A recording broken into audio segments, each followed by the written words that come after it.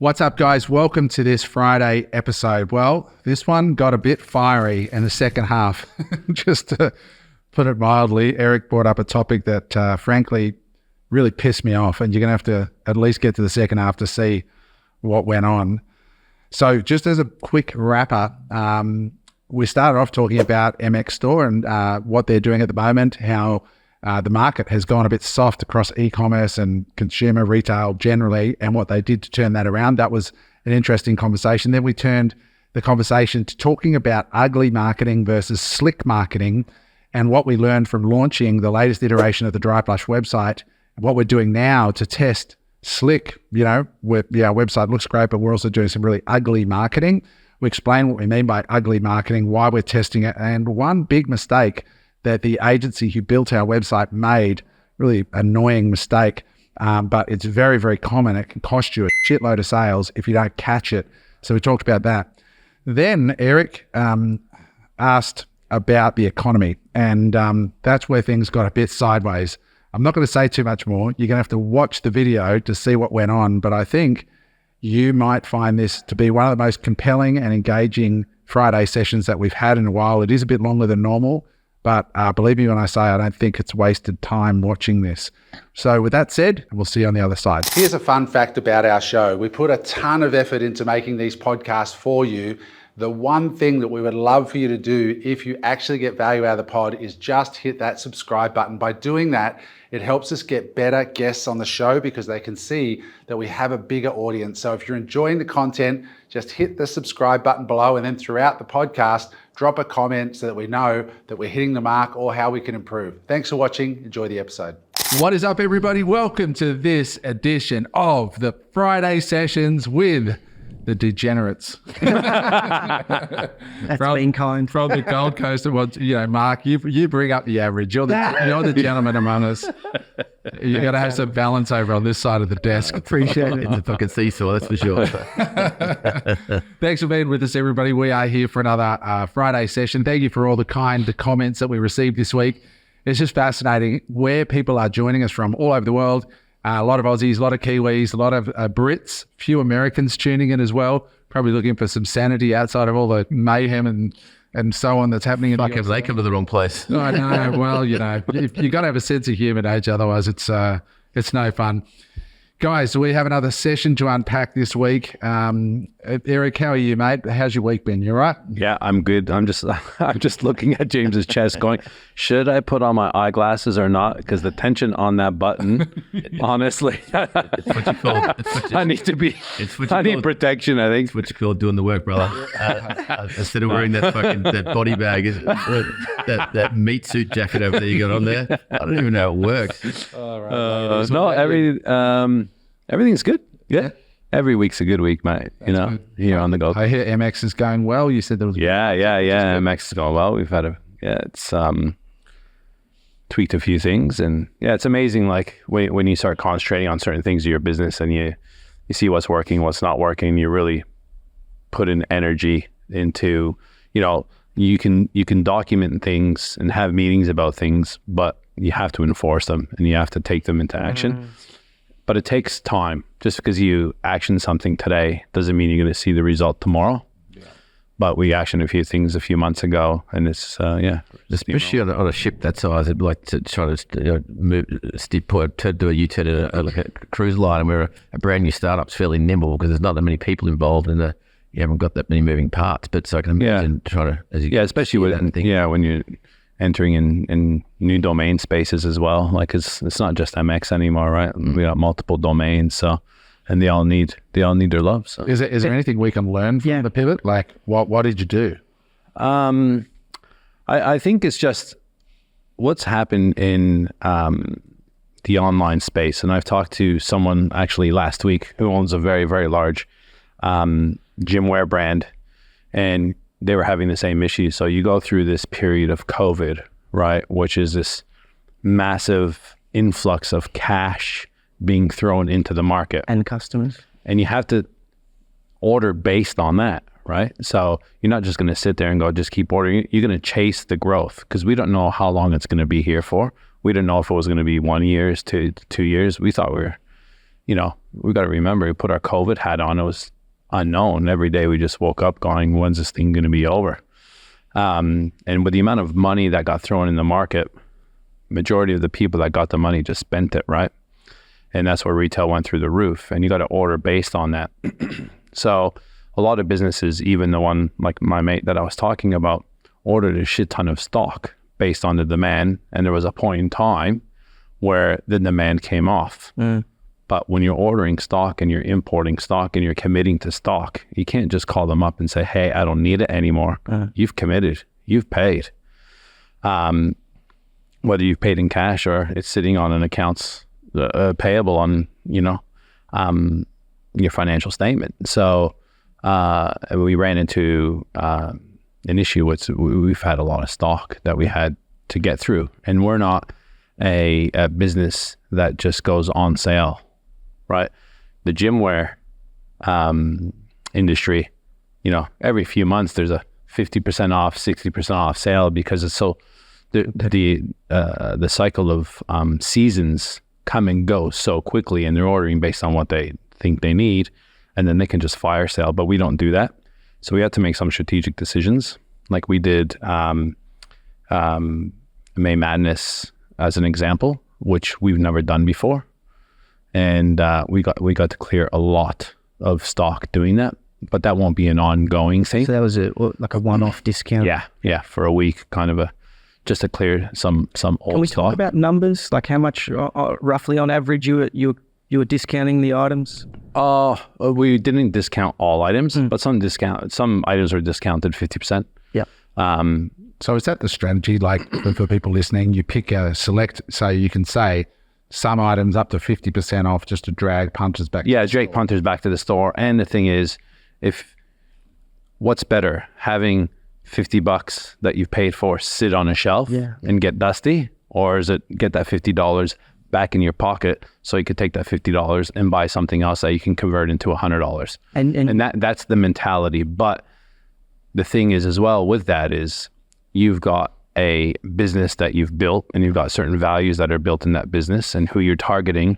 And MX is not about price, it's about service and range. But when you have more stock than what the demand is there, right? You have more supply than demand. You got to make some decisions, right? Is it the old, I don't usually do this? No,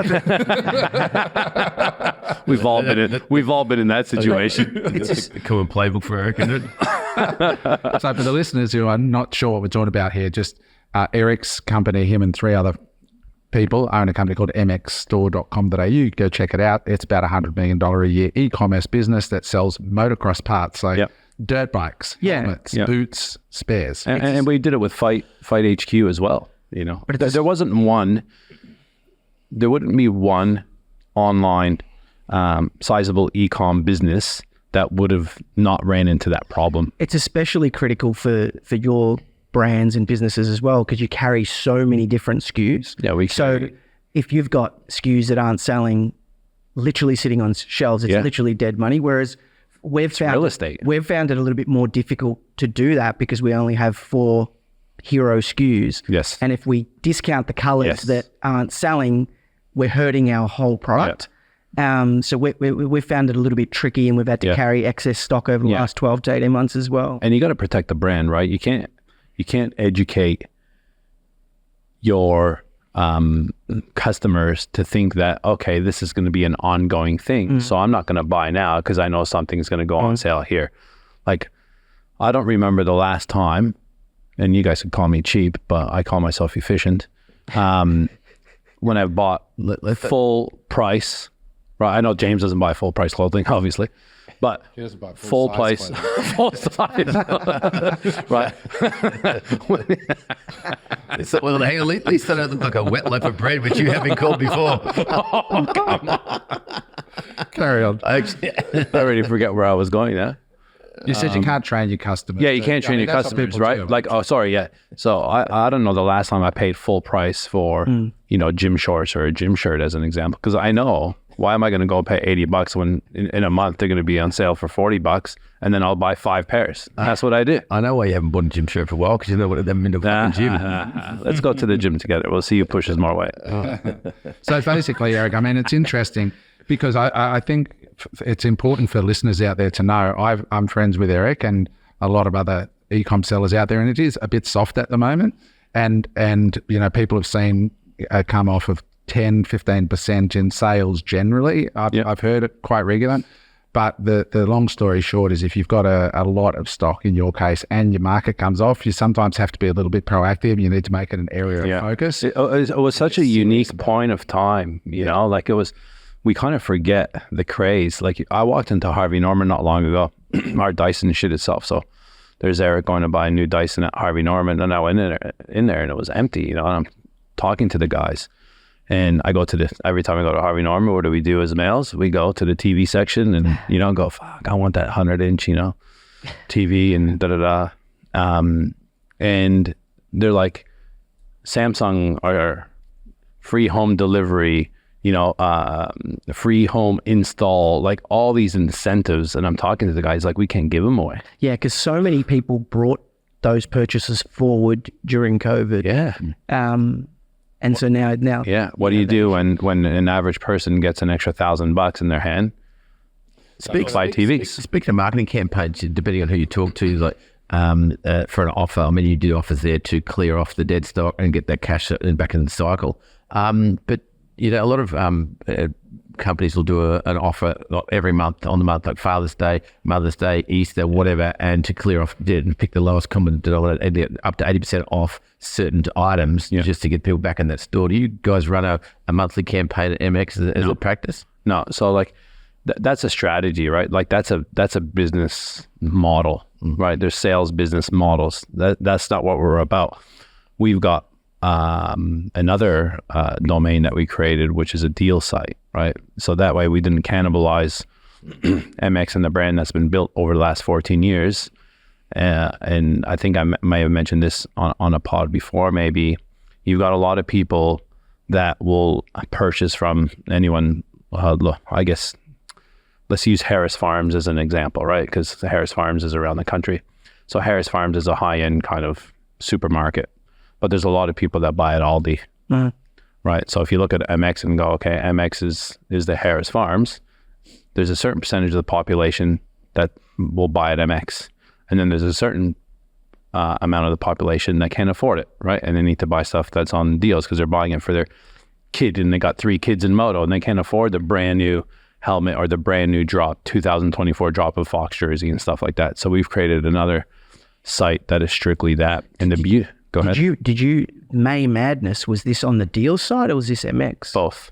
Right. Yeah, but we had to do it on MX because we just had too much. Right. And with the other site, as an example, it's not 14 years old, right? So it's 4 or 5 years old. So it's still growing.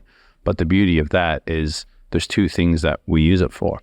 One is you use it for slow moving stock from MX rather than putting it on sale on MX. We own it still. So it gets bought from MX, it goes here, it gets sold there. The way the income gets distributed on our financial statements is up to us. But what it also does is gives us even more negotiation power with suppliers because suppliers have slow moving stock as well, right? And a lot of people don't buy slow moving stock. So what we do is we approach the suppliers and say, hey, what do you guys got that you want to get rid of? And we do deals. And then that doesn't go to MX. Go straight to the That's a good model, isn't it? Where you got, we can go to someone with an actual problem and you've solved that problem because it was your own. Yeah. And you go get way better margins and way better terms. Yeah. But we're already using the relationships of our suppliers that we already have. So it's not like you're going to new suppliers. You're just going to them and you're purchasing them off the terms or whatever you negotiate off the items that they're trying to. So on the deal site that you've got, just trying to understand this a little bit more, is it just motocross? Just equipment? moto. So you're not going out into other just brand, moto. Like for Fight HQ as an example, we don't have another site because Fight HQ, we're still growing so heavily in that market. It's not worth us chasing the discounted stuff. Could you open the other site up to other products, or at the moment is the avatar just targeted? You could too, but no, the avatar is just strictly for moto, because you're actually building a database on the discount site as well. It's effective. So if you're going to cross market fight with motocross, we would build the database on motocross to stick with motocross. Yeah, and it's funny because it's a different type of customer. There's some overlap. It's like a Kmart shopper and a David Jones shopper. Yeah. If you want the latest styles and trends. Yeah. Interesting. You know how Aldi does, you go to Aldi for your groceries, but every year they'll do a drop on, the winter clothing, for skiing and stuff like that, and the jackets and all the, the gloves and the beanies and all this type of thing. And people go bananas. Then in the summertime, they come with the umbrellas that people literally just push each other over. I don't know if you've ever seen those videos. That's a certain customer, right? Then there's a customer that'll just go to Kathmandu and pay $1,000 for an outfit. So interesting. Something we're testing at the moment, just segueing away from that one, is at Dry Flush. We put up our new website recently, and we spent $25,000 getting this new slick website, and it looks great, and we're quite happy with it. But we do have some concerns that it's a little too slick. And we sell like an Aussie product to Aussie campers and Aussie, types of, and I thought I'd share a couple of quick learnings. One's just a really simple tip for everybody watching this. The web development company, there's a video on the homepage, and we used a piece of software. I just can't think of the name of it off the top of my head right now. I should remember it. But, if you've got a YouTube video on your homepage, it basically wraps it so that at the end of the YouTube video, it doesn't recommend other videos or whatever. Okay, yeah. And so they build their website, and these are, experts in the space apparently, that as soon as the main video finished, 5 other recommended toilet videos come up from our competitor. Wow. And you're like, yeah, that's pretty dumb. Like, you'd think that would be the first thing that an expert and CRO would pick up. So we fixed that up pretty quickly, but it was just like, seriously. Tell me you're holding back some of that $25,000. Oh, it's already paid and done. But anyway, it's just stupid. Does something like that, out of curiosity, if someone were to come to you and say, hey, who do you recommend for a site? Does a small thing like that turn you off from recommending them? Oh, 1,000,000%. Because it's massive. Like, if you don't pick that up, sounds like you wouldn't even use them again. I probably wouldn't. Like, they were really attentive when I called them out halfway through the project for stupid shit like that. Like, we got our shopping cart page, like you're on our website, you click add to cart, and then it's got the page where they check out, and it's a page just about the product. And then on that page, there were things like, click here to read this blog post and learn more here. And I'm like, you are in the final run here. Like, taking them away. Put the blinkers on. Don't have any leaks. Every single link, apart from the buy now button, is a leak. And so that kind of shit was really frustrating. But the piece of software is called Sum Player, SUM for Mary, Sum Player. And it's really easy, it's cheap, and you can basically wrap any YouTube video and embed that bit of code in, which pulls the YouTube in or any other video, but it makes sure that you control. But yeah, it's that kind of dumb stuff, which was annoying. But what I wanted to tell you about that's more interesting is my traffic guy, Dante, said, hey, look at this. It's from a guy called Ezra Firestone. Ezra Firestone has a Bloom Cosmetics in the US. He's quite a well-known internet marketer. And he's talked about what they're doing with a lot of their cosmetics now is they're running ads that go to an advertorial page or let's say it's a lipstick, the 5 biggest mistakes women make in choosing lipstick or whatever it is, instead of like a shopping cart page. And there's like this sort of advertorial style long form copy that starts answering the biggest questions people have. And on the right, that's sticky, meaning when you scroll down the page, it doesn't move, is the add to cart and the product, right there. And it's ugly, right? And he said, look, this stuff, I'm just telling you, it outperforms driving people to a homepage or what looks like a homepage or looks like a shopping cart page when you actually educate the customer and then they retarget them on Meta. So we're engaging at the moment a copywriter to choose one vertical application of the dry flush toilet. It might be camping or it might be disability, and write a long form sort of sales letter with various calls to action in it with a sticky on the side, add cart, instead of driving it to our homepage. And we're calling it the ugly strategy. We're going to try and make some ugly but effective pages. And the reason we're doing it is this week we had a coaching client join us who, I won't say their business because I don't have their permission, but the website I would call it an ugly website in terms of it's not pretty, it's not graphic designed, but it's super easy to find the information that you would want if you were buying that particular product. It looks like it was done in 1998, you know, but it's really navigable. It's really easy to see. And it does nearly $1 million a month selling a Aussie product to Aussie people in the Aussie way. And Dante sort of said to us, your new dry plush site's great, but it's super slick. It looks like you're buying from BCF or you're buying from an MX store as opposed to this innovative little Aussie company that's got the most innovative, awesome single product business in the country, which is these really cool toilets. You're almost robbing the brand ethos, the brand story through the slick website. And I guess you got to think about who the end user is. Who is your target market that's going to be buying these things, you know? Well, are they over a certain age? Yes. Right? And if it's too slick and they're not going to like it. But not only that, we get to see, everyone gets to see, but on Amazon, we get to see how many people are searching on web versus mobile. And the majority of people are searching on mobile. So your mobile phone, while they're great, doesn't have the ability to handle a slick website anyway. Yeah. You need utility, right? Mm. Yeah. And the other thing I'd be interested to know that the last website you had for dry flush, you built on Wix or something, was it? I built it for free on Wix. Yes. And then you've got this $25,000 slick website. What's the data? Is there a massive bump in conversion, or obviously no? There's not actually visibly yet. It's very early, but but now that we've got both a really slick, we're going to split test, and I will report back to you guys how it goes. And I want to see if the power of the old school copywriting still works. I think it's a case by case. Look, honestly, different products like MX Store is a catalog style business, and it is a different thing. But when you've got a super innovative, it's a bit like Dr. Bronner's, like they've got this really organic, earthy brand that feels like you're buying from a farmer at the organic markets. You're not. They're a massive business. It's like that. Is it Hose Link? Is that? Mm-hmm. Yeah, like massive business. But again, same thing. They sell like literally hose link parts and hoses and all different types of things. Massive online business and distribution. But when last time I went on their website, it's just very... fairly basic, a bit more organic, because you got to just think about who you're serving and what they want to see and how they want to see it. It's really interesting. So I will report back on that. Who else has got a story that they got from the week? Mark. No, I was going to continue on that thread a little bit more, and then maybe we can segue into something I've got a few other things slightly related. Yeah. But if you speak to a lot of the content marketers that are killing it at the moment, a lot of them say that their best performing content is just user generated content or something shot on an iPhone.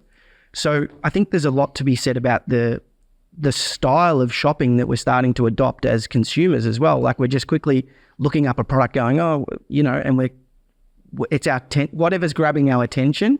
And like back in 1998, if you came up with a slick website, you would have been the only person that had a slick website, so you would have stood out from the crowd.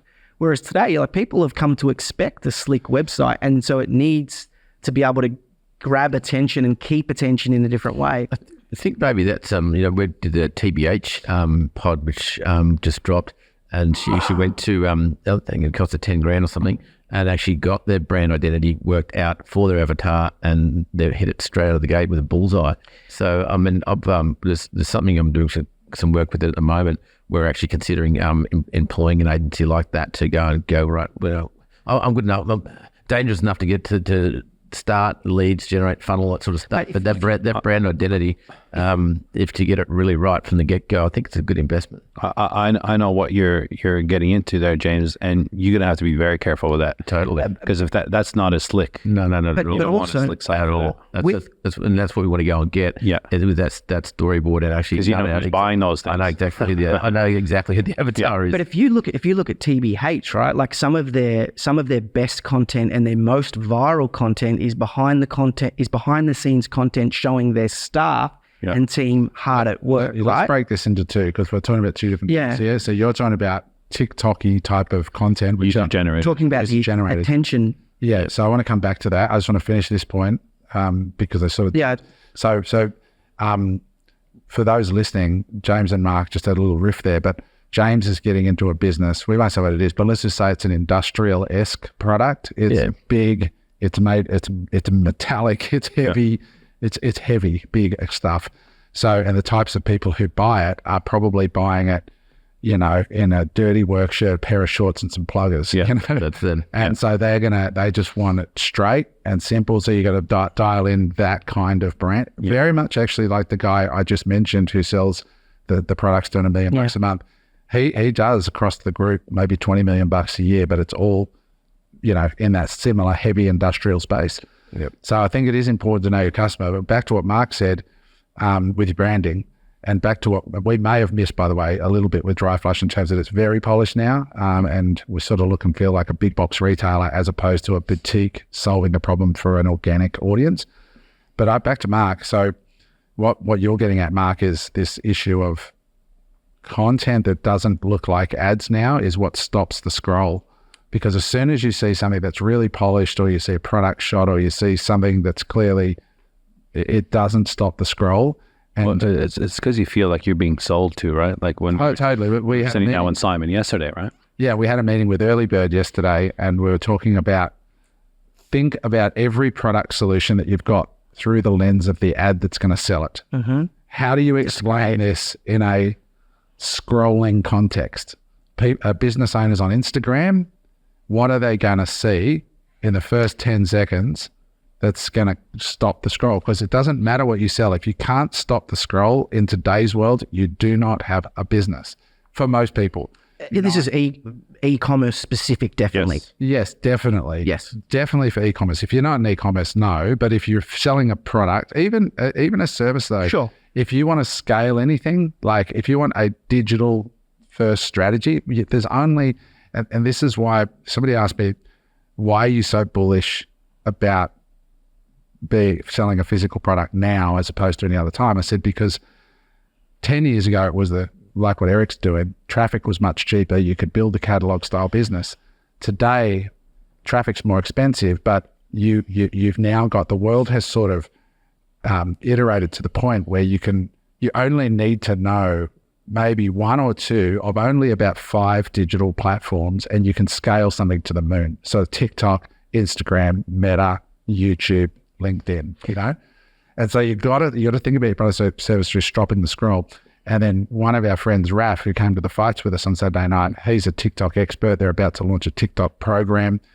And Raf showed us a video that he sent to us of a woman selling an eye product.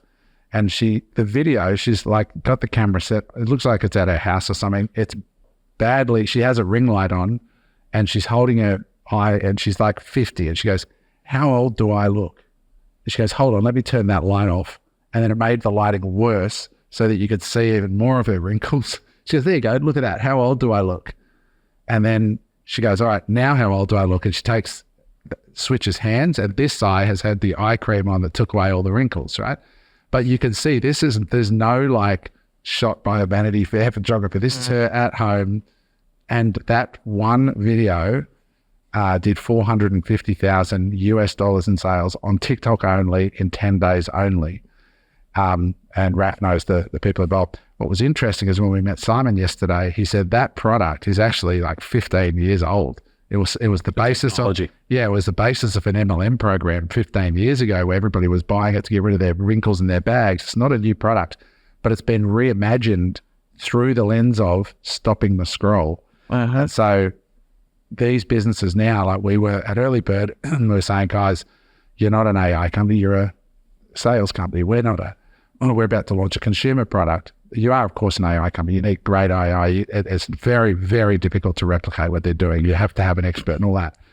But to scale, you've got to get amazing at this. Yeah, Stopping the scroll. I love the stop the scroll. I agree. And there's more competition than ever, but there's more opportunity than ever if you can focus in on the nuances, because the economies of scale, when you nail something, becomes extraordinary. You look at High Smile, very easy product copy in terms of you could source toothpaste literally in an hour, right? And you could probably source people at least proposing to get a similar result to their V34. But what you can't copy is 15 full-time employees in their Burley Heads studio that are just churning out content, iterating content, reaching out to influencers. I mean, this kind of links into the thing that I wanted to bring up because, we were talking about it offset just before, and I had a mate who was telling me about this new thing that Amazon is doing to allow you to sell directly from China with like a Temu model, and everyone's panicking that these cheap competitors are going to come in and, destroy the market. Well, Amazon has always been a platform that is basically looking for the cheapest product. And from day one, when we started selling, we've been selling up against the cheapest competitors, and we've had to, build a brand around it and whatnot. But the question is, who is your real competition? And I think we're moving into an era where your real competition isn't the cheap competitors selling on Amazon or someone willing to undercut you. It's the corporate professionals that have been working 9-to-5 jobs, smart guys on expensive wages, and are now saying, I don't want to do this 9-to-5 job anymore. I'm going to come in, I'm going to use that smarts, I'm going to master TikTok, I'm going to master Google Ads, I'm going to master Amazon or whatever it is, I'm going to master product and brand. They're your competition. Your competition has just stepped up a level. Even though the opportunity is so much better for us, we're going to be competing against more and more smart people in the space. It's the Rachel Wilds of the world who we had on last week. I mean, she was 27, right? These young people are digital natives. Yep. They've grown up with Scroll. That's their life. And so when I look at them, I'm like, man, we are competing against hungry, smart. I mean, Rachel probably could have studied, for those who don't know what I'm talking about, TBH Skincare, or Kenny from Light Your Bricks. These are people that could have been doctors or could have been lawyers, right? They're really bright young people, but were bright enough to go, there's actually much more fulfillment, freedom, and money in going into e-commerce now, because they all pay attention. Like that interview by Rachel was watched by 45,000 people in the first week. Among those, there's probably 500 or 600 really sharp young Australians that are now going, well, why would I spend 4 years in a degree? This girl started her business 4 years ago, and now she's doing $22 million a year out of York Street in Sydney.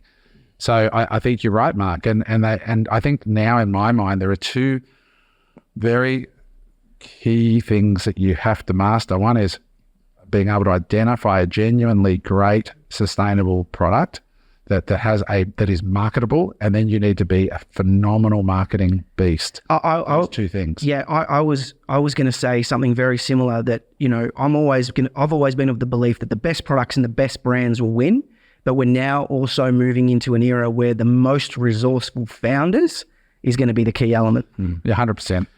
Sorry, it was like a meeting yesterday at Early Bird when we were talking about how to capture the attention of people through these ads and the ideas that we were coming up with. But the more you dig into it, is the better the ad is showing the actual problem being solved, right? Yes. What, like you say, if you're trying to attract a plumber, well, it's not that the plumber wants AI, it's that the plumber can now do more work and not take the calls, and let the AI, as an example, take all the calls while the plumber is under the sink.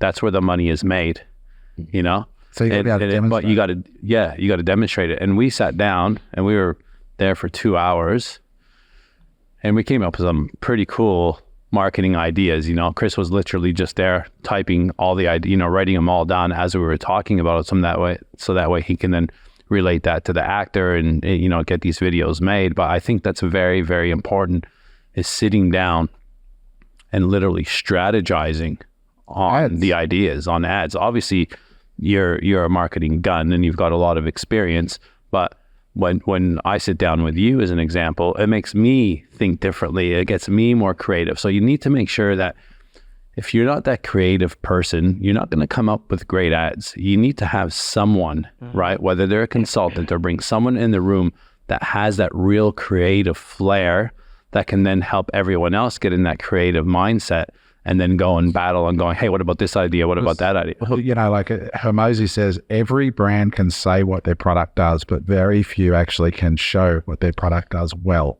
Yeah, and then you had Hermosi this week. I listened to one of his pods talking about the one thing, the major constraint in a company, but ads solve it. And he was talking about, when he consults with businesses, if you're not spending 4 hours a week doing in the ideation phase, then 4 hours a week shooting once a week and shooting brand new ads every week, you're not even playing the game. I agree. You're not even close. 100%. And then don't leave it to your agency. They're not going to do it. No. They'll do is fuck all. They'll do as minimum, as least as possible for the maximum amount of dollars. So it's up to the business owner to take that on and go, you do have to become an expert in ads, full stop. The agency doesn't know or understand the brand at a level that they can create the best content that's going to cut through, right? Like I'm doing some coaching at the moment, and this guy's trying to teach me Facebook ads, meta ads, and I said, this all sounds very easy. You crack the code and you kind of get to this point, and then you just, I'm like, what is the thing that holds people back once they've cracked this code? And why can't they just scale to infinity? And we spoke about this on the previous pod, and he basically said, content. It's content. Content And creative. Like yesterday, we kept saying we need to be able to show the AI, not talk about AI. And so when we got in there, Chris sort of casually said, oh, check this new product we're launching. And basically you get onto the website and there's a big button on the website, let's say it's Dry Flush Toilets, it says, click here to speak to somebody right now for free. And you click the button and then the website says, hi, I'm Adam from Dry Flush, how can I help you? And they'd actually cloned my voice using a voice cloner. So it was my voice coming back from our website, like actually hearing the website talk to me. And then Chris goes, oh, hi, Adam. I'm just wondering, does this toilet come in black? And then the website says, yep, we can get you one in black, no problem. How big is the toilet? The toilet is this, this, this, and this. Is there anything else I can help you with? No. No, that's fine. Would you like me to add it to the cart for you? And they're coding it now so that they can actually add it to the cart for them, help them through the checkout process. And so we immediately grabbed the camera and I said, I did it on my stories and I said, hey guys, Adam here. I'm just here. I've just had my mind blown. Check this out. Imagine if a website there. And then we turned the camera around and filmed Chris talking to the computer. And then I said, guys, if you're interested in this, click this button and go and talk to Chris. We got leads immediately. My DMs lit up. People were going, can you connect with Chris? And I was texting it to the guys. And I said, guys, I've talked about Early Bird many, many times. But the minute we actually showed creatively, it's people used some creative, instant leads. And that's the difference, right? You can have the attention, but the conversion is stop the scroll. And there's another layer to that as well, right? Because the minute that you're out there with an ad that's successful because you've demonstrated how the product works, you're going to have 50 copycats. So that's the first step to create the brilliant demonstrative ad. But it almost has to be embedded within your business to continually be churning out new and innovative. Not almost, Mark. It has to be. Yeah. And I was just about to follow on from that there. Immediately you've got a product or ad market fit, if you will. It blew up your DMs. That now becomes the paid. And then the iterations, about 10 or 15 iterations. Okay, so that was the hook, was demonstrative. Now, if we're going to go after plumbers, are we going after doctors? Are we going after accountants? And you run ad specific for them, showing the ad that and splinter off depending what category you're chasing. The key is you've got to have a breakthrough product to start with that when people see it, they go, wow. And then you need to show it doing its thing. Like we're launching a consumable product, Eric and I and a few others shortly, as you guys know. And it's for men mostly, but it's for women as well. So it's basically 50% of men between 30 and 50 need our product globally. And so it's a massive, massive thing. And it's a product like that when we show it to people for the first time, they're like, holy shit, like they've never seen anything like that or heard of anything like that. And we immediately are going, right, when we sell that product, what else can we sell those people? And so one of the products that we're going to be putting with it is how nasal strips and mouth tape are a big thing. Now, the type of people who buy that product of ours, our hero product, they would probably buy those nasal strips and mouth tape, but I wouldn't launch a business on nasal strips and mouth tape because it doesn't at this point have that wow factor. And there's already many people doing that really well. So we're just basically, and to show you how easy it is to copy, it literally took me an hour to have 3 sets of samples coming from China. They all arrive today, tomorrow. It's so simple to start a nose strip brand or a nasal strip brand. What's going to be the ones that are successful are the ones that go and create partnerships with the WHO, like the people who go and partner with LeBron James or go partner with a set of influencers at that point, because it's such a commoditized, there's no moat around it. But we're going to throw it in the packet with what we send out and say, hey, by the way, I don't know if you've tried nasal strips or mouth tape, but it can significantly improve your sleep. Here's a week's worth for free. And if you want them, they're available on the website as well. I look back at other ads, and And I don't know if you guys remember seeing this one or did see this one, but this is what blew me away. And I actually bought one, the koala mattress. Because the problem with mattresses, right, is you move, or your wife moves, or husband, or whoever, you feel it, right, on a standard mattress. And then what they did is they just took this white mattress with a glass of wine, put it on one side of the king size bed, and the other person ran, jumped, and landed on the other side. Wow. And the glass didn't move. That's gold. That was it. That was the ad. Stop the scroll. That was the ad. That's it. It's how do you stop the scroll? And they all about literally that. turned the mattress industry upside down, like literally. And bedtime drinking. Yeah. But then the copycats came. Yeah, sorry. But they were the market leader. I don't know where they're at now, but like just that ad, right? At creative in ads, the future in content creation belongs to the creative ideas and the editors. Like honestly, with podcasting and reels and shorts, we've hired that many editors to try and do reels. You can't offshore it. I'm telling you right now, it's almost impossible. You need a Westerner, for example, who understands Australian culture and business. Yep. They could have gone to editing school. They don't understand entrepreneurship and how to shop in a certain way. Like we got Richard here, who edits the pod and does the shorts and not the shorts, he does the trailers. You can't get somebody who lives in another culture who hasn't been around business, who's just been to editing. So the future belongs to the editors and the creatives, and it's all about thinking about your product and services through the lens of ads. And if you can't think of a compelling ad that's going to stop people dead in their tracks, I don't care how good the product is, because you can't win. You can't scale it if you're relying on some other form. You can maybe get some through, but not to the really big scale stuff. It's that how do you create compelling, knowing that the channels are all visual.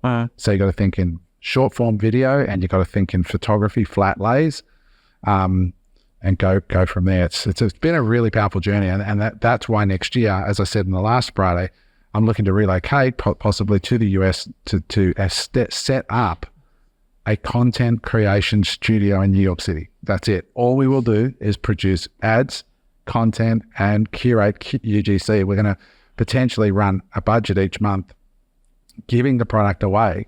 So we run like, let's say $1,000 a month of traffic that goes to a page that says you can have 6 months supply of our product for free. Put your name and email in here and your in here. Confirm that you fit this criteria, because they have to have the particular problem that we send the product out for. We'll send you one bottle of it now, and once you send us back these 5 videos, which you can just shoot on an iPhone over the course of 2 weeks to show the product has actually worked for you, we will then send you the rest of the 6 month supply. And we figured out, we reckon we'll probably get 100 sets of video UGC a month coming in from $1,000 ad spend. And so we'll run that, and we'll create our own in-house content, and then we'll just give that to our ad guys who are going to be in-house hopefully, and that will be the job. It will not be in the beauty industry, which is what we're going to be in. It will be the advertising industry. No, I know the answer to this obviously, but just so the viewers can get a little bit of an understanding, why would you do that and not just run ads?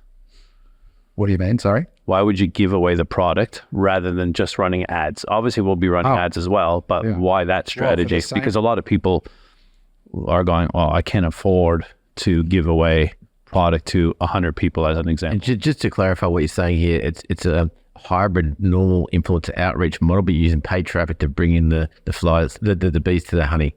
Well, yes. And the unique thing about this particular product is that if you go to a UGC platform, mostly they're going to be young, good-looking influencers.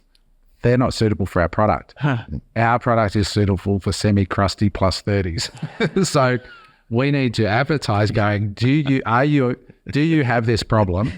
If you do, we want to give you 6 months supply of our product for free. Yeah, and it's a recurring product, right? It's a recurring product. So, it costs us $12 to ship it anywhere inside of domestic United States, including the product. So the product and the shipping is $12 anywhere in the United States. So we want to identify people. If you have this product problem, and so that's one, is we can't just go to UGC platforms and just give it away to anybody. They've got to have this specific problem.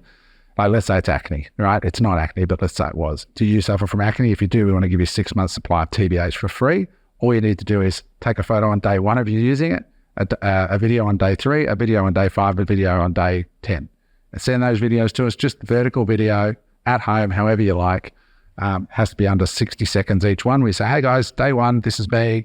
Show us using it, applying it, show us where the results are with a good light, and that's it.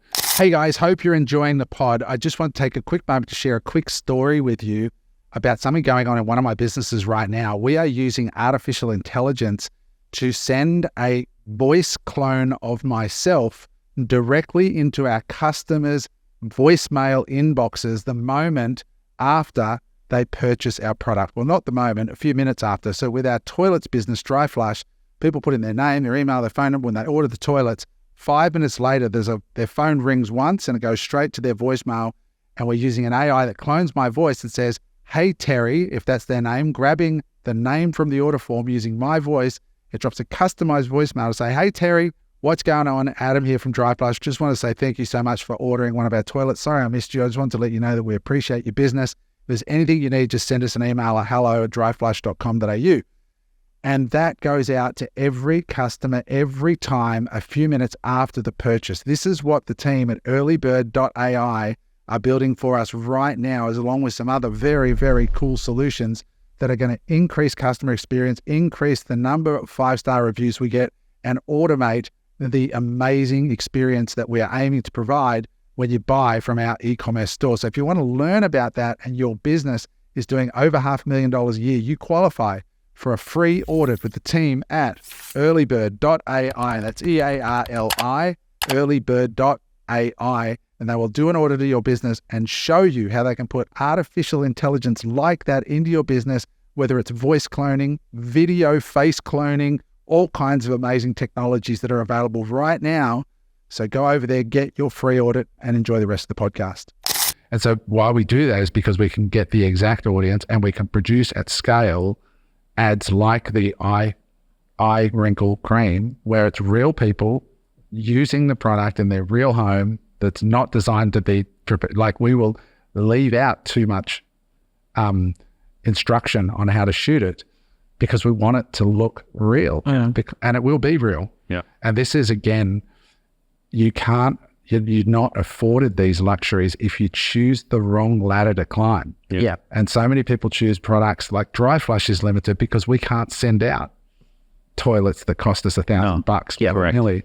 Whereas when you got a product that costs $12 to ship in the domestic here to the United States and clean the product, you've got a lot of options open to you. But again, it comes back to knowing your target market and what they're going to want to see to stop the scroll, right? Correct. It also comes... It's a pretty interesting influencer-generated content of a toilet too, just quietly. I don't think it'd work too well. The other interesting thing is, what number product is this for you now, Adam? It's not your first product that you've ever done, right? And so all those reps along the way have allowed you to cultivate this product, these strategies and all these different things, right? And it's actually killing ego, Mark, if I'm honest, right? Like, it's going, I'm 50, I know everything. No, you don't.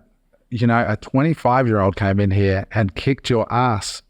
You know, she's got acne cure. She solves a real problem with a low cost to manufacture product that people need to buy over and over. Put your ego away and learn from her. Kenny Light My Bricks came in and made Lego lights. For God's sake, I've not built a business to the level these two people have built their businesses. So you need to, if you're older listening to this, put your ego away, put what you think you know away. That's true. And pay attention to what the smart kids are doing.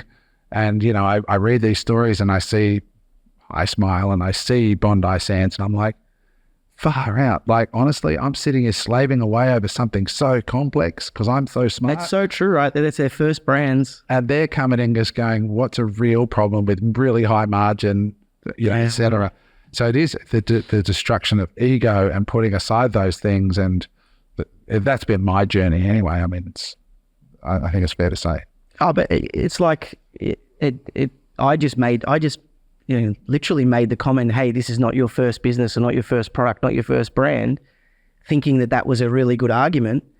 But you've just gone and basically shut that down because it was these guys' first brand. It was right? the first opposite of that. Like, right? So it's ego, limiting belief. There's the so fact many... that I've done so much is actually a disadvantage, Yeah. not an advantage.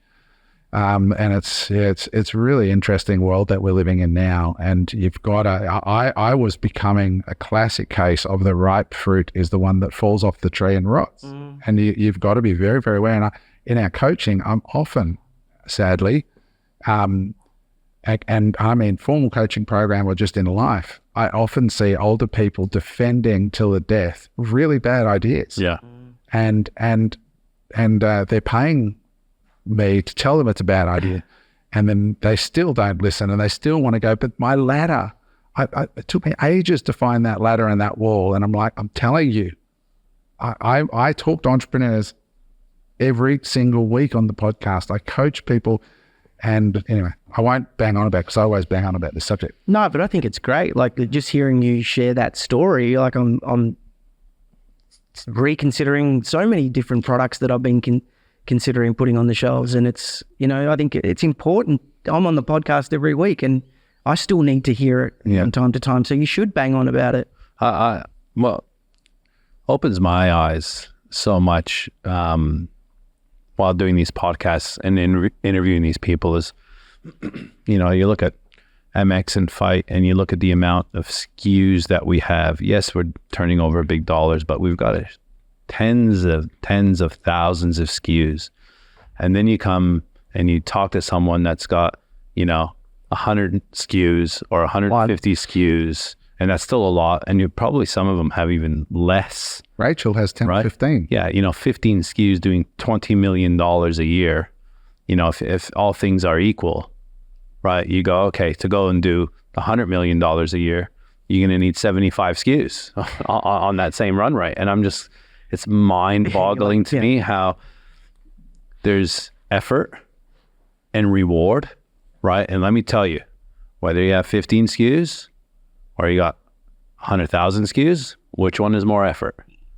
The one with 100,000 SKUs any day of the week. And this is why I'm excited about this new business that we're getting into, because we'll be able to count the amount of SKUs on two hands, and one to start with. We're now smart enough to know that what a really great product looks like, not just in terms of the problem it solves, but also the recurring nature, the very low cost of manufacture and ship and all those things. Yeah. But we also are smart enough to know what's going to then be needed to make it work. Yeah. And very realistic about both. And when you've got those two things. Yeah.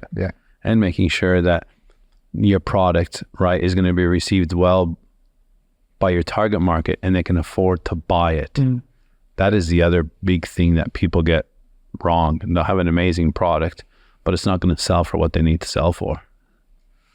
Yeah, so it's so common, and I keep banging on about it because it's really hard to be the asshole that says, I think that's a bad idea, but you're gambling your time, your money, and your reputation every time you start a product.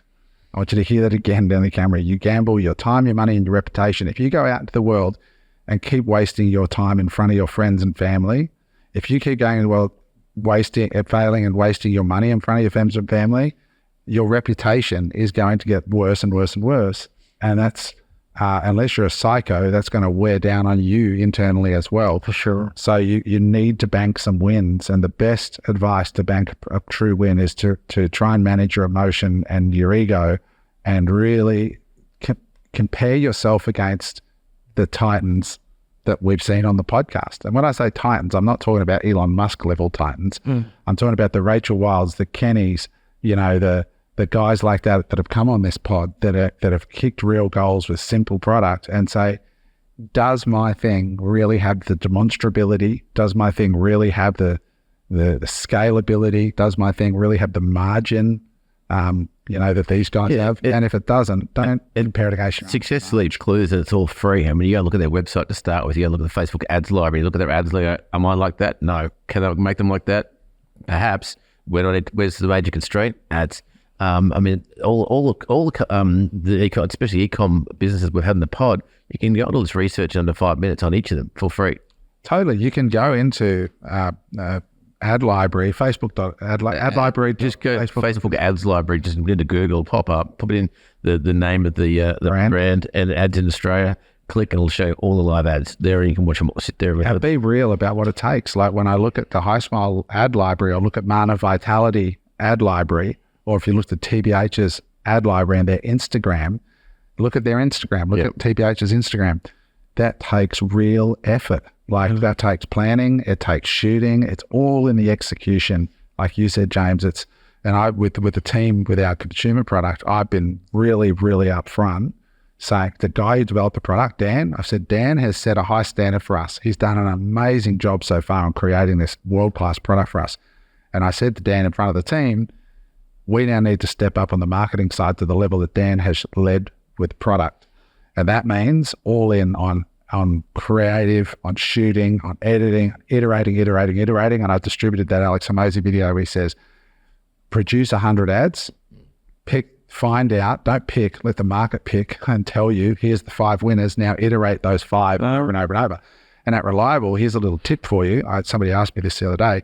How did you create so many ads? So what we used to do at Reliable when we were selling education, we would plan 15 hooks, right? Which is the first sentence that you say to the camera. When I first started, I was like, hey guys, Adam here from Reliable Education. Nobody gives a shit. You've just wasted their time. And in this world, that matters.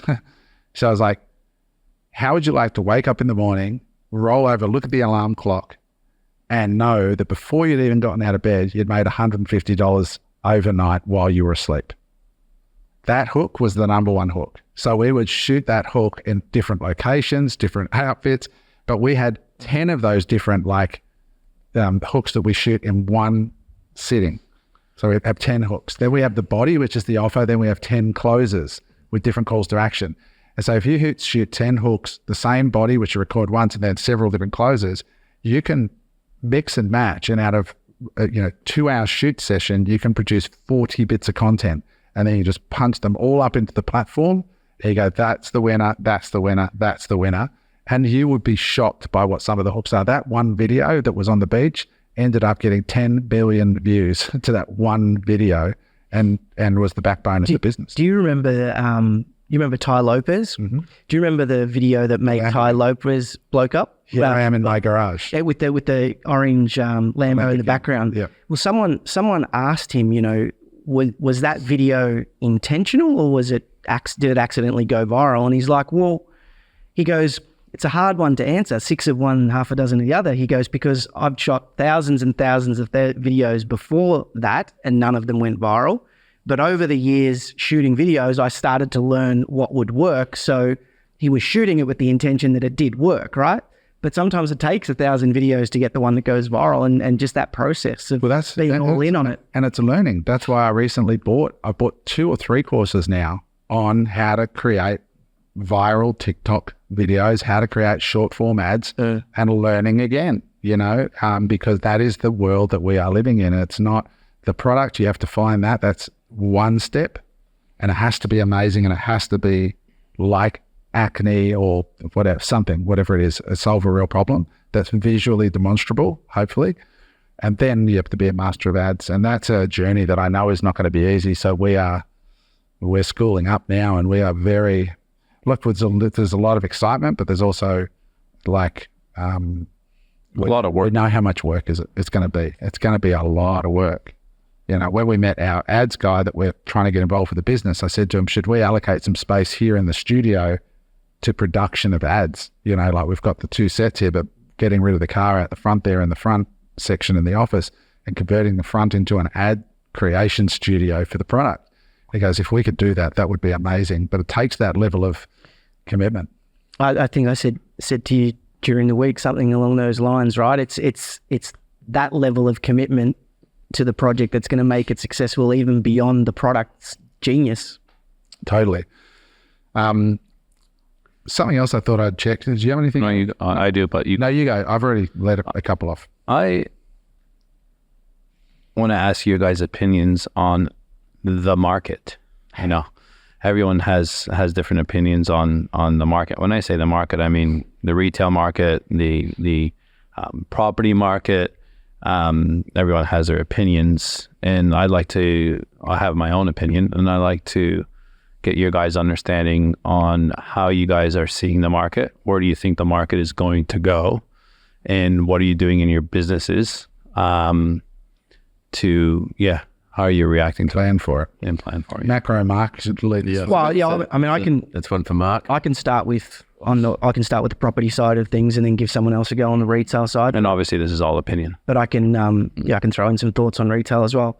But with relation to property, I think that we are heading towards a period of a little bit of a two-tier market. Maybe going back 2.5 years ago, so maybe end of 2021, I started selling all of my properties out in the outer suburbs of Melbourne. So, you know, Roxburgh Park, for those who know Melbourne, let's say Roxburgh Park, Point Cook, Clyde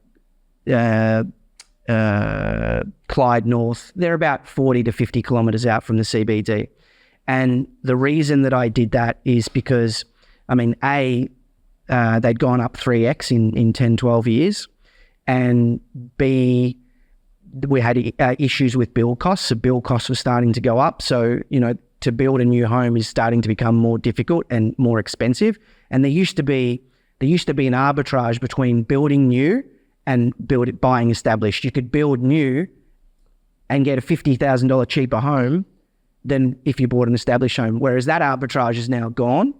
And I think we've also been through a period where interest rates have gone through a 40-year period of decline. So they've been coming down for a period of 40 years. And I think that period might be over or coming to near its end. And so I think interest rates are probably likely to, again, this is all my opinion, but interest rates are likely to increase over the next 10 to 20 years. And so what I think will happen is, and this happens whenever you go through a market downturn, is the substandard properties stop selling. And so those properties that are far out, or those properties that aren't, you know, they're on a main road or whatever, they stop selling. And there's still a lot of people within the market that have money. There's a lot of cash going through the economy, even though it's not as evenly spread as it once was. It's aggregating in certain areas. I think those people are going to seek blue ribbon properties. So, you know, your beachfront homes, walking distance from the beach properties, your waterfront homes, or, you know, close to amenities. I think those properties are going to be in demand, but there's going to be a two-speed market. So you're going to want to make sure that you're not in that speed that's going to be slowing down over the next 10 years, and investing more in the properties that are going to be more blue ribbon. So you say the affordable housing market's going to be drying up from demand? I'm saying, yeah, I definitely think the affordable housing market is going to dry up a little bit. And when I say that, I let me be clear, right? The affordable housing market on the Gold Coast is not going to dry up, because more and more people are moving to the affordable housing market on the Gold Coast because it's beachfront, it's blue ribbon, so to speak. The affordable housing market in Melbourne and Sydney, I think, may dry up because less and less people need to be stuck in that location. It's easier for them to move. And the fact that interest rates are going up basically means that in that affordable end, less people are going to be able to afford property, more people are going to rent. Yeah, the word affordable housing is, I mean, what is a label, right? not, Yeah, it is a not label, fact. right? Yeah, what does affordable housing mean, right? Yeah. Now, how are you seeing the market in business? How do you? Obviously, there's a tightening of the belt, right? There's less disposable income out there at the moment. That's clear. Obviously, with interest rates, do you think people will just adjust to that? Do you think because they've got equity in their house, if they had homes, that they're still spending, or where do you see spending going? I mean, we don't sell our products into Australia. But I've definitely heard anecdotally from friends, families, and many people that they can't afford those discretionary purchases anymore because their interest rates have gone up so much and their car repayments have gone up. So people are starting to make less discretionary spends. In the US, that's a little bit different because when you buy a home in the US, you buy it on a fixed 30-year mortgage, and a lot of people who have bought homes in the last 10 years have been on those low interest rates. So I don't feel like for us and our business in the US, we've felt that as much. But competition is getting greater and greater every day. So you don't have a pandemic where everyone is stuck at home, just bored, given free money, buying things. So again, it's like the housing market. Your good products are still selling, but those substandard products aren't selling because people are, there's no longer that excess capital, excess customers. It's interesting. I own a property in Florida, and I've owned it for 12 years, since 2012, and I rent it permanently. And we've just had tenants move out. Their lease was up, and the rent has been going up, right, for the last 4 or 5 years continuously. And it's been on the market for 2 months, and it hasn't been rented.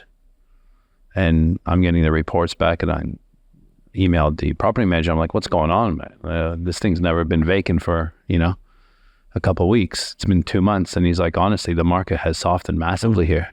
And I recommend a reduction in rent. And I'm like, this is interesting. And this is Florida's booming. this is a, $2,200 a month, right? 3-bed, 2-bath condo. So it's not like it's $5,000 a month or $10,000 a month. It's what I would seem to be affordable. So it's very, very interesting. Yeah, just on that point, right? And this is where the macro, I think, is so important, because before COVID, everyone was moving out to these certain areas for affordability and for work opportunities and whatnot. But now they can pick up and move anywhere else. Mm-hmm. Like, they don't have to go to their next suburb out. They can actually go to another state that's more affordable. Like Queensland. Right. Well, what are your thoughts from a business perspective? Yeah, look, I think, I never felt through COVID, I was waiting for the other shoe to drop. And it has dropped, and it's dropped slowly and silently. And on the boot of that heel, it says inflation. Uh-huh. And, you're like, how can you shut the world down and then everything booms? Like who would have picked that, right? Like, it does not make sense that you close businesses down and then those businesses boom.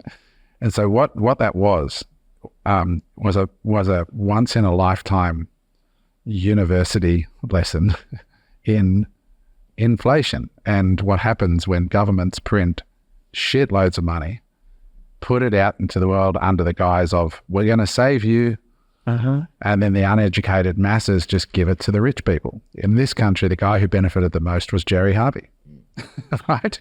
He's already a billionaire. He didn't need another billion, but he probably got it, right? Because the masses got the free money. They went in and got the 100-inch TV from Harvey Norman. Yeah. So the money went from the government to the working poor, right? We call them middle class, but there is really not. The middle class is disappearing. I agree. Right? If you didn't own assets through COVID, you got fucked hard because the money came in. You gave the money to Jerry Harvey. Jerry got richer and bought more assets because he had assets called Jerry Harvey Norman. And this is not in any way a slight on Jerry at all, right? It's nothing to do with that. But the people who own the assets, which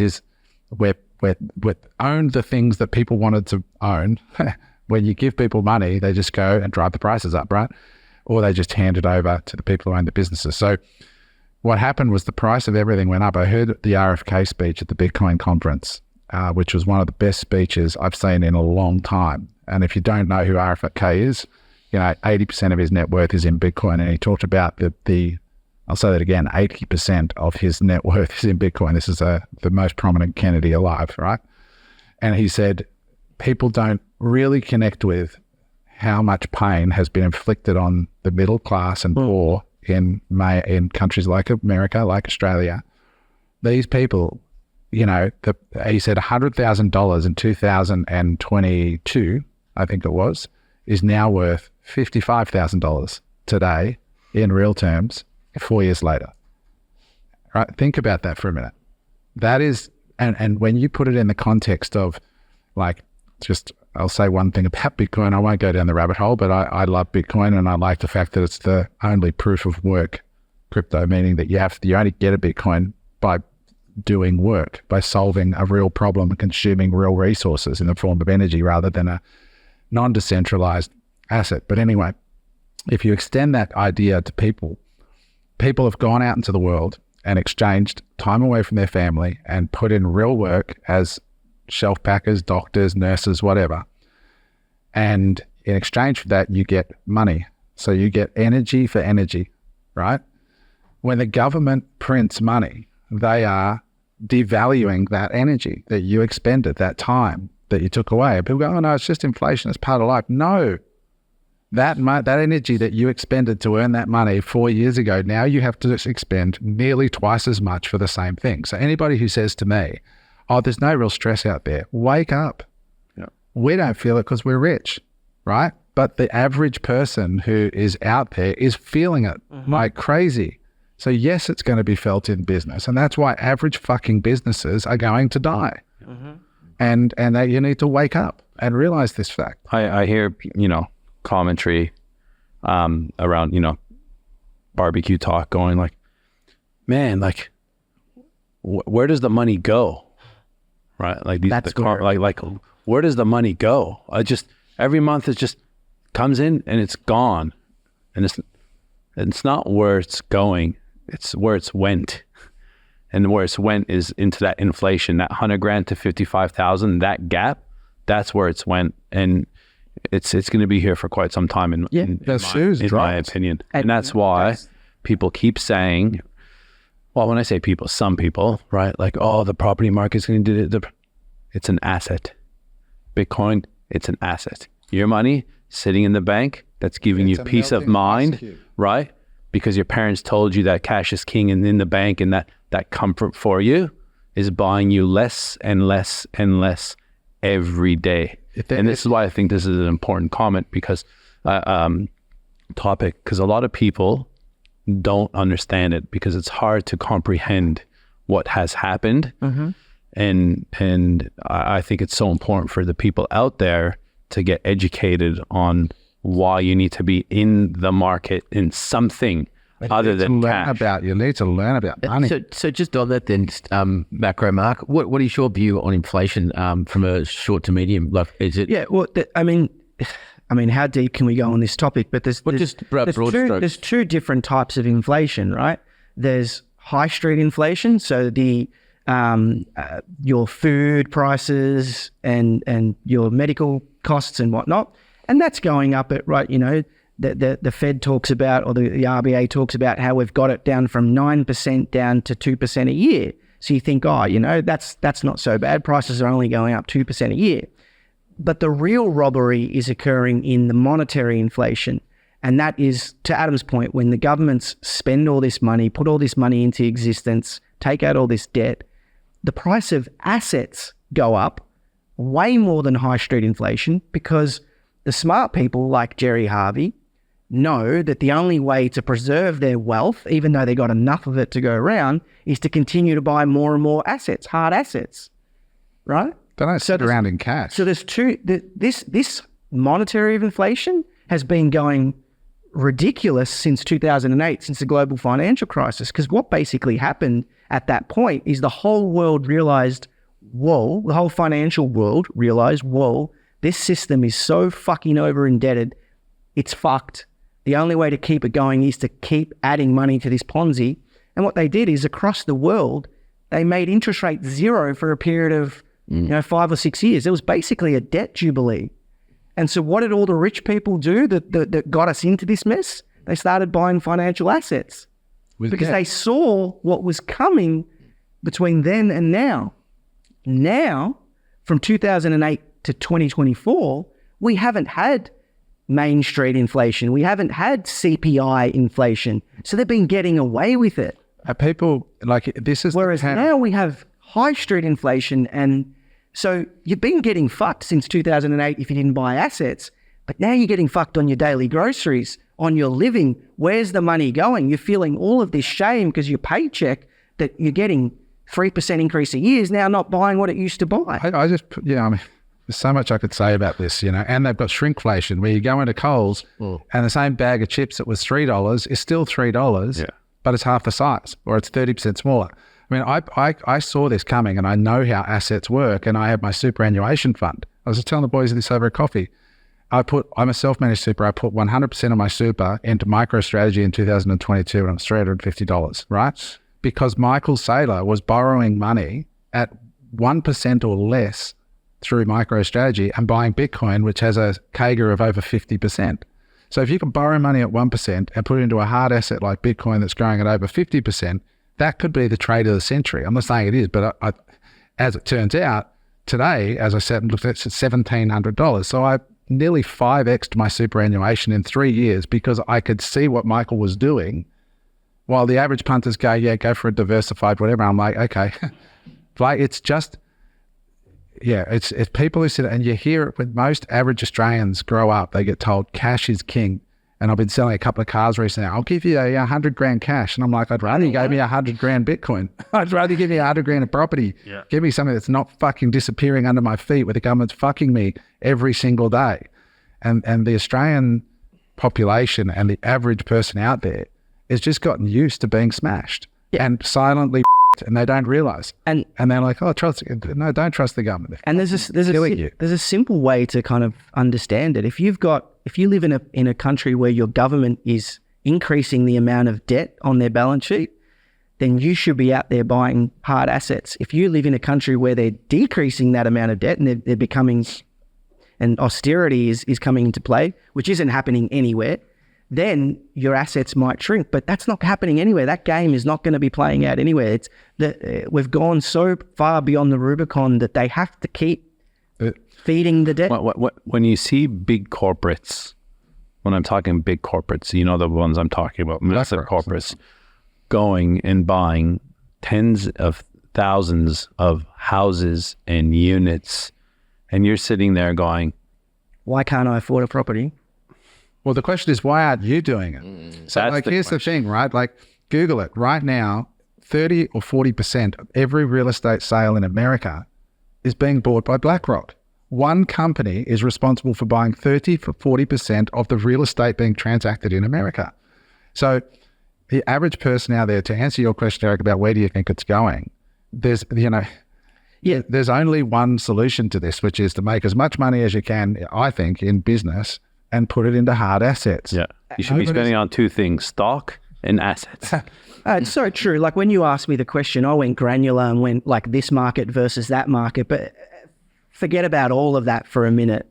And this is the game, and the only game in town. It's the only game in town, and people are not doing that. Nobody's going to pay you a salary to get rich unless you are incredibly talented, like a star player for the NFL.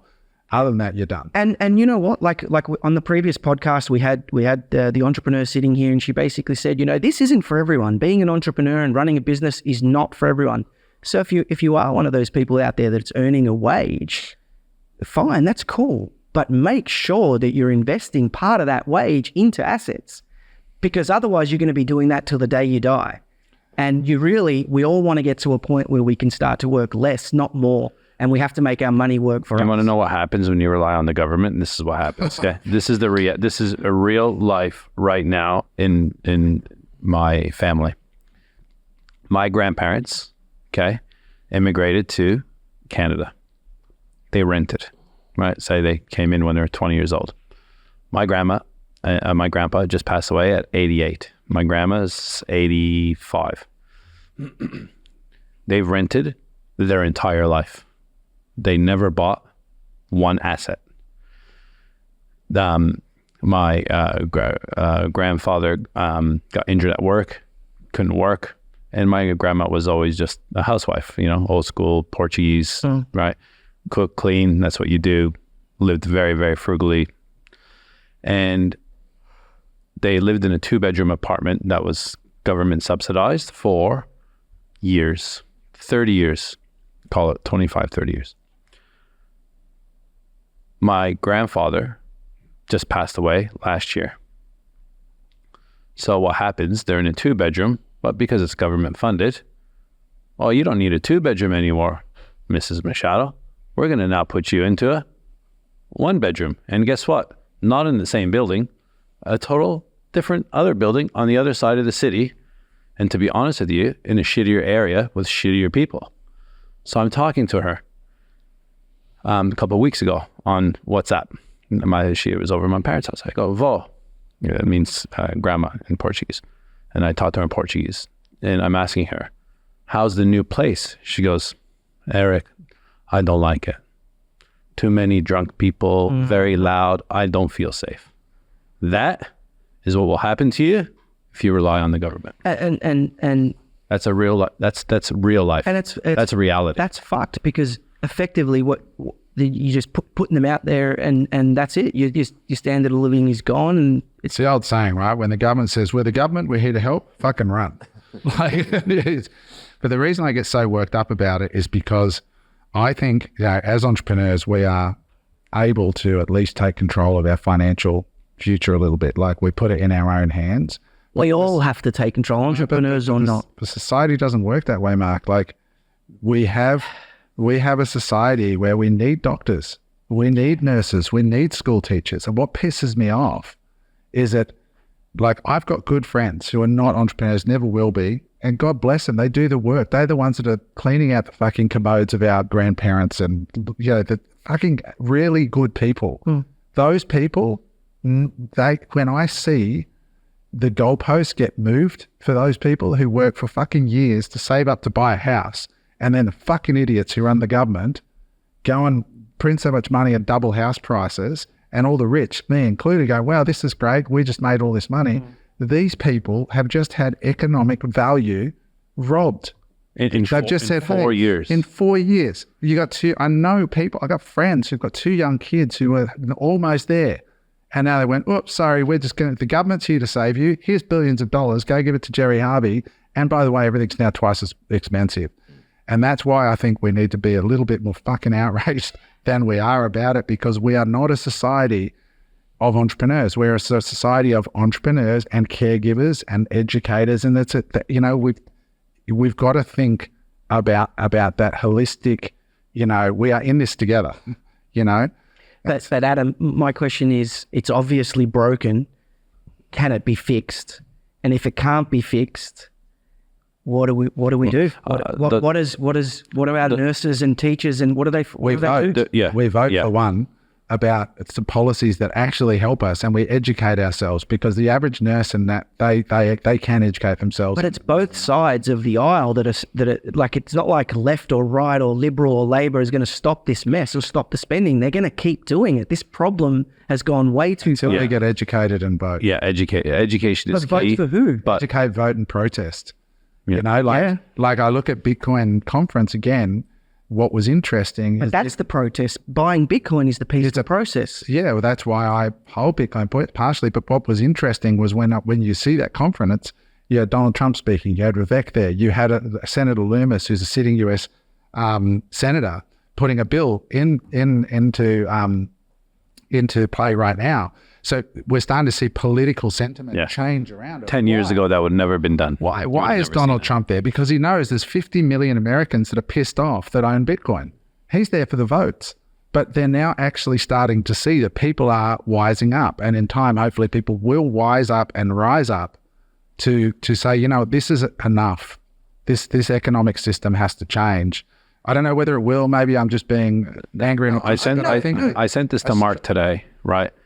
And it was from Valuetainment, right? And it says, it was Donald Trump at that Nashville conference. And it says, former President Donald Trump vowed on Saturday that if reelected, he will make the United States the crypto capital of the planet by ending government crackdowns on cryptocurrency and promoting it as a viable financial resource.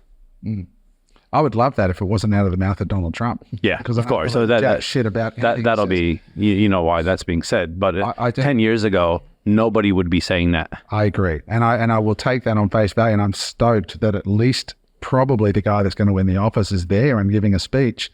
But Americans and Australians, like, I'm among the Australians that have taken shit for too long, and I've made the mistake that I've told people about through COVID, and I just complied, and I will never fucking comply like that ever in my life again. And I think I'm in the majority of the people who complied. I know from asking my stories, people who did comply with their mandates and bullshit, 70-80% of the people who complied in the stories have said, I regret it, because I've straight out asked them. So All I'm saying is Australians, I think we need to get much more proactive. I think we are waking up, but we do need to wake up. We need to get proactive, and we need to start voting for choices that are in our best interest. And understanding all of this and the realities of who we're actually voting for, right? Bitcoin has taught me more about money than anything else. Oh, 100%. Just generally. The understanding of it is like there's fear around investing, right? There's fear around buying Bitcoin. There's fear around property. There's fear around buying stock, right? Like in my mind, I'm like, I know I can buy a property and hopefully it doesn't go to zero. I can't guarantee that I go and buy MicroStrategy or this stock over here. It could go to zero. It's happened multiple times, right? This is the story. And people hold on to cash, right? Again, the general people will hold on to cash because they're like, it won't go to zero. It's heading that way. Yeah, 100%. Like you've lost 45% of its power in the last 4 years. If it could give you 100 grand 4 years ago, and now it's 55, like it's heading that way. And that's the scary Josh, thing our son, when you think of it like that. we bought Josh a house in Labrador. We didn't buy it. He bought it. We helped him with the deposit, and then he's since sorted it. But I showed him. I went back to properties history. That house was sold 25 years ago for 50-something thousand. Today, it's a 1.2 million. Yeah. Do the math. Yeah. You know, like if you'd held that $50,000 in cash versus putting it into a hard asset, where would you be? Yeah. But even if you didn't buy that 4 years ago, what it was worth 4 years ago to what it was. Well, it was 4 years ago, it was 500. Now it's 1.2. But it's like... So but what people don't get is that is the dollar going to zero. Yes. They don't get that, but that's what it is. Yeah. They've inverted it and fucked with your head. And it's like anything, right? Like you want to be a good entrepreneur, you're trying to find the best entrepreneurial mentors you possibly can. You want to learn how to preserve wealth or create wealth. You have to find the best wealth creation experts that exist. If you look at, there's a lot of people that have come into like serious amounts of money, and within 1 generation, 2 generations, it's all gone because the families that they passed it on to didn't understand how to preserve wealth. And then you've got other families that have had wealth in their family for generation after generation after generation. If you went and studied those families, you'll see the same thing. They've invested in gold, they've invested in property, they've invested in businesses, they've invested in blue chip equities. Yes, the market goes like this, but there's, it can be simplified down if you're willing to find the people to show you how to do it. So sorry for asking one question, guys. Of what do you think of the market? Got us fired up. It's a massive thing today, and like I see a lot of people out there on social media, and I have friends that are like your friends in those same professions, and my point of view is I don't think it's going to change, and so we better do something about it to get prepared, even though it sucks. It is. I agree. If it does change, it's like turning a Mack truck. It's going to take a long time. This stuff is not harmless. It's not a victimless crime that is being perpetrated on us. There are divorces, there's suicides, there's fucking all this shit is happening because of stress and anxiety and the unspoken truth that you have been fucked. And you are working 40% harder now for the same dollar. And I get annoyed because I really genuinely consider myself to be one of the lucky ones who actually made some money in business and invested it wisely. But I know guys that are smarter than me, that worked harder than me, that didn't, have a run that turned out how it should have turned out, or they had a divorce, or they got sick, or some shit happened. Those people should be able to be well off, but it's such a fucking high risk proposition. I get annoyed that it's so hard in such a great country. BlackRock aren't buying properties to then sell properties. They're buying properties to rent them back to you for the rest of your life. That's what they're doing. 100%. That's where it's going to end. And the middle class is going to go, and there's going to be the rich, and there's going to be the poor, and people look at India and places and go, oh, the cash, it's coming. It's coming. It's going to be the educated and those who are proactive. And that's why I think there's a place for considering things like, if I'd listened to a financial advisor, I wouldn't have done what I did with my super. But because I was educated, because I used this thing called YouTube and spend more than 1,000 hours now, well over, probably 2,000-3,000 hours studying something new, I was able to have that win. So anyway, don't forget, guys, YouTube is an amazing resource if it's used well for conversations like this, but we're only a small voice in a huge universe of voices like this. But if this has resonated with you, commit to learning more, in your own journey, and light up the comments below. Let us know. I feel like this kind of touched a nerve, definitely for me anyway. For us, yeah. And I'm on the winning side at the moment, and I'm pissed off, right? So if you're not on the winning side, you're pissed off, voice it below, right? Let us know, share this. We've got to get people more educated. And to end on a positive note, as Rachel said when she was in here from TBH, that's all true about asset prices going up, but it's also true that there's never been more opportunity to start with so little and with so much leverage and do so well. So business, and this is partly what drives me to keep doing this, is that I honestly believe that entrepreneurship and a side hustle is one of the few viable ways out for people who are really under the pump. Yes, it's hard. Yes, it's risky. Yes, you're going to have difficult times. You're probably going to fail at least once before you win. But I do believe it's one of the few possible salvations for the average person in today's world. Eric, Mark, James, did you have something you want to say? Nope.